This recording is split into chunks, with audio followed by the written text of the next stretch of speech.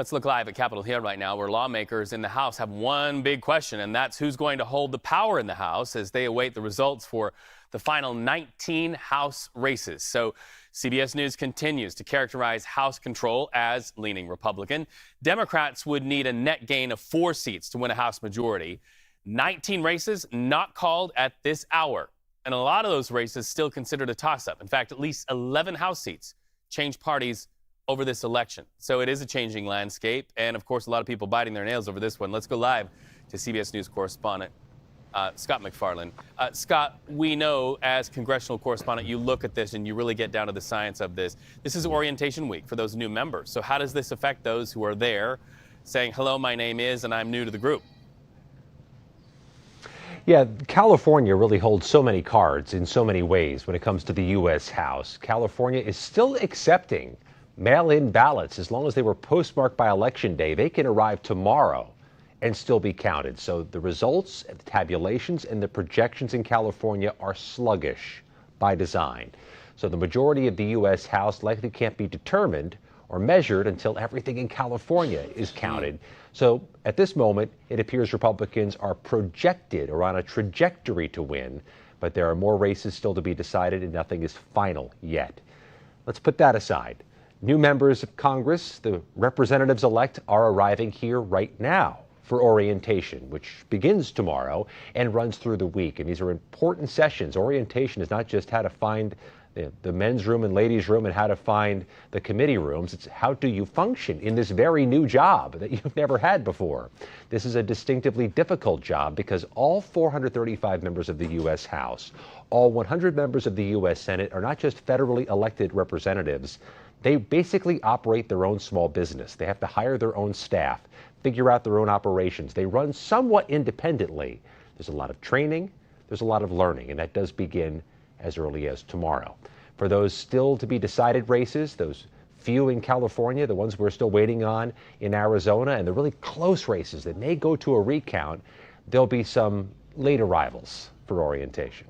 Yeah, to say the least. Scott, another question for you. The House has another job. The Senate has another job, and that is filling Mitch McConnell's seat. It's up for grabs. A handful of senators looking to fill that spot. Over on the Senate side, what more can you tell us about that? A Wednesday morning Senate Republican leadership election is planned for the U.S. Capitol. A couple things you should know about it. It will decide who the next Republican leader is for as long as a generation, the person who will hold all the cards and the ability to determine what's on the Senate floor, what gets a vote, and what doesn't. That is outsized power, even by Washington standards. But this vote happens behind closed doors in the Capitol. What's more, it happens by secret ballot. It's not a public vote, so you put your chosen name into a secret system. There's no way to tell officially who voted for whom, which complicates things. It complicates the lobbying and advocating on behalf of a preferred candidate. And this is a three-way race right now, and a particularly interesting one. It has John Thune, Mitch McConnell's deputy, the longtime senator from South Dakota, John Cornyn, the longtime senator from Texas, and Rick Scott of Florida, who just won on Tuesday his second term to the U.S. Senate. Elon Musk, the Trump ally, has already expressed his favorite. He wants Rick Scott, long thought to be the long shot, because he may more closely align with Trump's priorities. This is an otherwise sleepy affair, but we'll get used to this over the next 4 years. It's a sleepy affair until Donald Trump weighs in on it. Then it becomes a high-stakes battle. It's headed in that direction ahead of Wednesday. Wow. And let's talk about the pieces of legislation that are still on the table, several at that, including the government spending bill. The expiration date for that is what, December 20th, Scott? So the question is, can we expect to see this on the top of the to-do list for lawmakers in the coming weeks? You got to avert a shutdown, which means they have to pass funding for the government by December 20th. Yes, the week of Christmas.